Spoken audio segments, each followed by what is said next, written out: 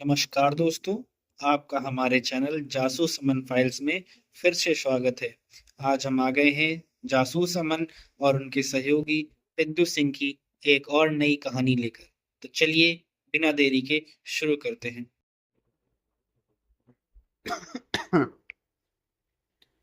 जासूस अमन अपने चिंतन भवन में एक पुरानी मनोविज्ञान की किताब पर झुके हुए बैठे थे, जहां वह पशुओं के व्यवहार पर विचार कर रहे थे।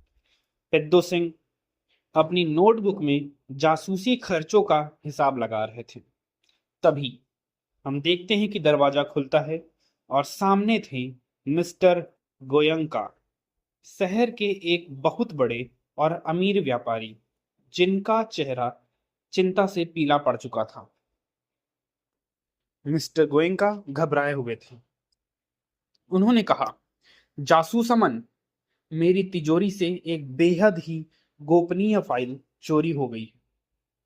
पुलिस इसे मामूली चोरी मानकर टाल रही है, लेकिन यह मेरे व्यापार का एक बड़ा ही गहरा राज है। जासूस अमन शांत स्वर में बोले, गोयंका जी, आपकी तिजोरी में चोरी हुई है, लेकिन आप पुलिस के पास क्यों नहीं गए? मिस्टर गोयंका ने कहा, क्योंकि चोरी करने वाले ने एक भी निशान नहीं छोड़ा और इकलौता गवाह वह मेरा पालतू बंदर है, जिसका नाम चीकू है। पिद्दू सिंह चौंक उठे। एक बंदर? मिस्टर गोयंका, क्या आप सच में गंभीर हैं? मिस्टर गोयंका बोले, हाँ, चीकू को मेरे व्यापार की सारी आदतें पता है। मैंने उसे घर में फ्री घूमने की ट्रेनिंग दे रखी है। वह चोरी के समय वही था, लेकिन उसने चोर को देखकर गुस्सा नहीं किया, बल्कि उसने चोर की नकल की। जासूस अमन उत्सुकता से बोले, उसने चोर की नकल कैसे की, मिस्टर गोयंका? मिस्टर गोयंका ने जवाब दिया, उसने चोर की तरह दाहिने हाथ से हवा में कुछ फेंकने का इशारा किया और फिर दरवाजे की तरफ भागने का नाटक किया। मिस्टर गोयंका अमन के कहने पर एक पतले रेशमी कपड़े का टुकड़ा दिखाते हैं, जो चीकू ने अपने मुंह में दबा रखा था। जासूस अमन ने रेशमी कपड़े के टुकड़े को सूंघा। यह कपड़ा कोई साधारण चीज नहीं है। यह विशिष्ट रूप से परफ्यूम किया गया है, लेकिन इसमें कीचड़ और तेल की भी गंध है। चोर कोई अमीर महिला या व्यापारी नहीं है, बल्कि कोई ऐसा है जो चोरों के साथ काम करता है। अमन ने पिद्दू सिंह की ओर देखा। पिद्दू सिंह, हमें इस बंदर की चाल को समझना होगा, क्योंकि यह चोर का अंतिम संदेश हो सकता है। जासूस अमन ने मिस्टर गोयंका के घर पर चीकू बंदर के साथ समय बिताया।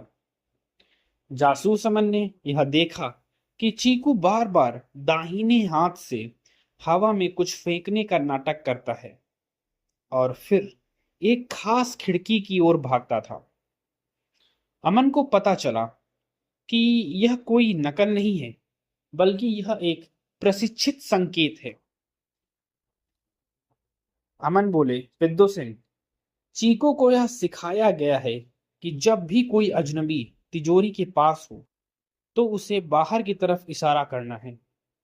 लेकिन चोर ने चीकू के प्रशिक्षण को तोड़ दिया। चोर ने चीकू को कोई खास इनाम दिया होगा, जिससे चीकू ने चोर की नकल करने की बजाय चोर को बचाने की कोशिश की है। जासूस अमन ने चीकू की आंखों में देखा। चीकू किसी बहुत ही परिचित व्यक्ति की तरह इशारा कर रहा था। इसके पश्चात पिद्दू सिंह ने चतुराई से रेशमी कपड़े और इत्र की गंध का विश्लेषण किया। इत्र लखनपुर के एक बहुत ही विशिष्ट वर्ग के लिए बनाया गया था, लेकिन कपड़े पर लगी कीचड़ और तेल की गंध उस वर्ग से बिल्कुल मेल नहीं खा रही थी। साथ ही साथ कपड़े पर एक बहुत ही छोटा और गुप्त निशान मिलता है। यह निशान लखनपुर के एक पुराने और गोपनीय टेलर, जिनका नाम उस्ताद जी था, उनके काम करने का तरीका था। जब जासूस अमन और पिद्दू सिंह ने उस्ताद जी से पूछताछ की, तो उस्ताद जी ने बताया कि उन्होंने वह कपड़ा केवल एक ही व्यक्ति को दिया था, जो थे मिस्टर गोयनका के छोटे भाई सुरेश गोयनका, जो एक पशु चिकित्सक थे और मिस्टर गोयनका की कंपनी में हिस्सेदार भी थे। सुरेश गोयनका के नाम का खुलासा होता है। जासूस अमन ने मिस्टर गोयनका के पूरे बयान की जांच की और उन्हें यह समझ में आता है कि शायद मिस्टर गोयनका ने झूठ बोला कि फाइल चोरी हुई है। उन्होंने सुरेश के नाम का जिक्र जानबूझकर नहीं किया। फिर वह बोले, पिद्दू सिंह, हमें गोयनका परिवार के आर्थिक इतिहास की जांच करनी होगी। मुझे लगता है कि यह फाइल व्यापार के राज से नहीं, बल्कि संपत्ति के विवाद से जुड़ी है।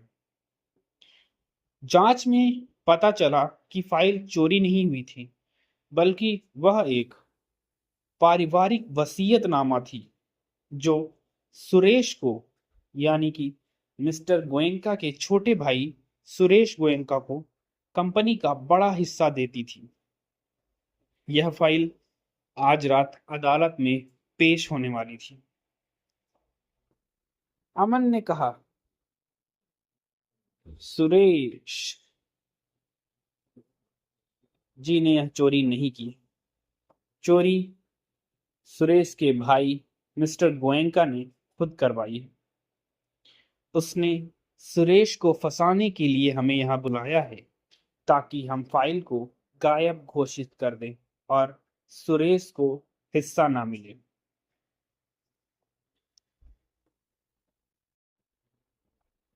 इसके पश्चात अमन को यह पता चल जाता है कि मिस्टर गोयनका असली चोर नहीं थे, बल्कि वह सुरेश को मोहरा बनाना चाहते थे। अमन कहते हैं, सुरेश पशु चिकित्सक है। वह चीकू को भी जानता है। रेशमी कपड़ा उसका है। चीकू ने चोर की नहीं, बल्कि सुरेश की नकल की होगी, क्योंकि चीकू सुरेश को चोट नहीं पहुंचाना चाहता है। अमन और पिद्दू सिंह मिस्टर गोयनका के सामने सारे सबूत रखते हैं, जिसमें से वो कहते हैं कि आपने चोरी के समय को ही हमें गलत बताया है। साथ ही साथ वो कपड़े का स्रोत भी बताते हैं कि उन्हें कपड़ा उस्ताद जी के यहाँ का मिला, जिन्होंने बताया कि यह कपड़ा सुरेश गोयनका का है। और साथ ही साथ उन्होंने यह भी बताया कि बंदर ने किसी चोर की नकल नहीं की थी, बल्कि उसने सुरेश को पहचानने का संकेत दिया था। जब मिस्टर गोयनका यह सब देखते हैं, तो उन्हें समझ में आ जाता है कि अब वह एक तरीके से फंस चुके हैं। उनके पास इससे बचने का कोई भी तरीका नहीं था। तभी वो झंझला उठते हैं और कहते हैं, हाँ, मैंने ही फाइल छुपाई है। सुरेश जानता था कि मैं ऐसा ही करूंगा, इसलिए उसने फाइल की एक प्रतिलिपि, यानी कि एक कॉपी, पहले ही निकाल ली थी। और चीकू चीकू जानता था कि सुरेश दुखी है, इसलिए उसने उस पर जोर नहीं डाला। वह मेरी नकल नहीं कर रहा था, वह सुरेश को माफ करने का इशारा कर रहा था। अमन ने बोला, बिल्कुल नहीं गोयनका जी, चीकू किसी को माफ करने का इशारा नहीं कर रहा था। चीकू ने आपके छोटे बेटे की नकल की थी। अमन ने मेज पर एक छोटी रबर की गेंद रखी थी। चीकू ने अपनी चाल फिर से दोहराई, लेकिन इस बार उसने गेंद को पकड़ने का इशारा किया। जासूस अमन बोले, चीकू ने हवा में कुछ फेंकने का नाटक नहीं किया, क्योंकि आपका छोटा बेटा हमेशा गेंद फेंकता रहता है। वह किसी चोर को नहीं, बल्कि आपके छोटे बेटे की नकल कर रहा था। अब हम आगे देखते हैं।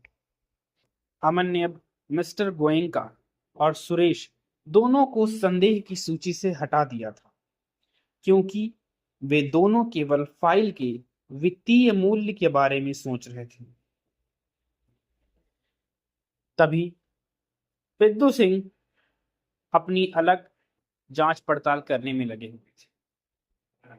वे गोयनका परिवार के पुराने कानूनी कागजात की जांच करते हैं और एक चौंकाने वाला तथ्य सबके सामने आता है। गोयनका परिवार की यह संपत्ति, जो आज करोड़ों की है, वास्तव में 30 साल पहले लखनपुर के एक गरीब आदिवासी गांव से बेईमानी से ली गई थी। चोरी हुई फाइल वह वसीयतनामा नहीं था जिसका जिक्र गोयनका कर रहे थे। वह फाइल वास्तव में गोयनका के दादा द्वारा लिखे गए एक गुप्त स्वीकारोक्ति पत्र की कॉपी थी, जिसमें उन्होंने गांव वालों के साथ किए गए अन्याय को स्वीकार किया था।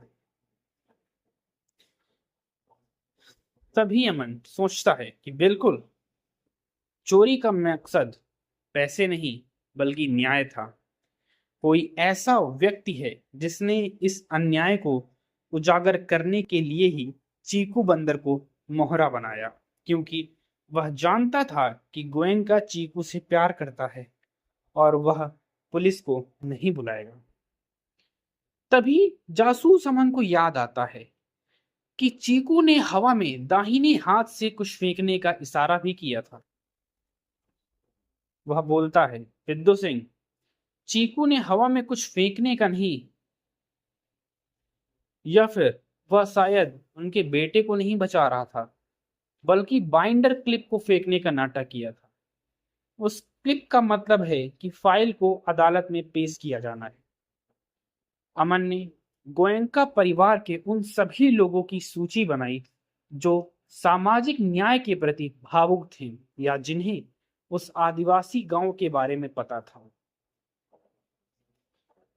इसके पश्चात हम देखते हैं कि उस सूची में सुरेश यानी कि मिस्टर गोयनका के भाई का नाम सबसे ऊपर आया, लेकिन साथ ही साथ एक और व्यक्ति का नाम भी था जिसने हाल ही में गोयनका परिवार से दूरी बना ली थी। सुरेश जी की बेटी नैना, जो एक सामाजिक कार्यकर्ता थी। अमन ने सामाजिक कार्यकर्ता नैना से संपर्क किया। नैना गोयनका परिवार के अन्याय को उजागर करने की नैतिक जिम्मेदारी महसूस करती थी। सारी छानबीन करने के बाद जब जासूस अमन ने नैना से बात की तो उसने स्वीकार किया, हाँ अमन, मैंने ही फाइल छिपाई है। मैं जानती थी कि मेरे दादा यानी कि मिस्टर गोयनका उस स्वीकारोक्ति पत्र को नष्ट कर देंगे। मैंने चीकू की मदद की। तभी पिद्दू सिंह बोले, लेकिन चीकू ने तुम्हारी नकल क्यों की, और वह रेशमी कपड़ा उसका क्या? नैना ने बताया कि मैंने चीकू को इनाम नहीं दिया, बल्कि उसे गुस्सा दिलाया।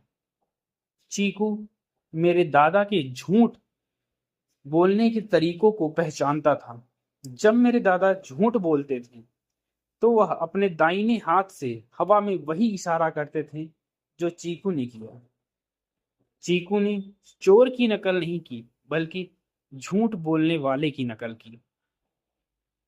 और जहां तक बात रही रेशमी कपड़े की, तो रेशमी कपड़ा मेरे टेलर के पास से आया था, लेकिन उस पर मैंने जानबूझकर कीचड़ और तेल लगाया ताकि मेरे दादा हमें सड़क छाप चोरों के समूह में शामिल माने और पारिवारिक बदनामी से बचने के लिए पुलिस को ना बुलाएं। इसी के साथ जासूस अमन और उनके पिद्दू सिंह का यह केस भी सुलझ जाता है।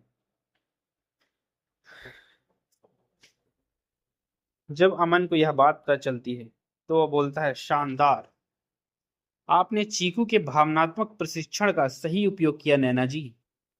एक जटिल नैतिक समस्या को सुलझाया। लेकिन अब हमें यह बताइए कि वह फाइल कहाँ है। नैना बोली, फाइल गोयंका के पसंदीदा पुराने रेडियो के अंदर है। वह चीज जिसे कोई कभी नहीं खोलेगा।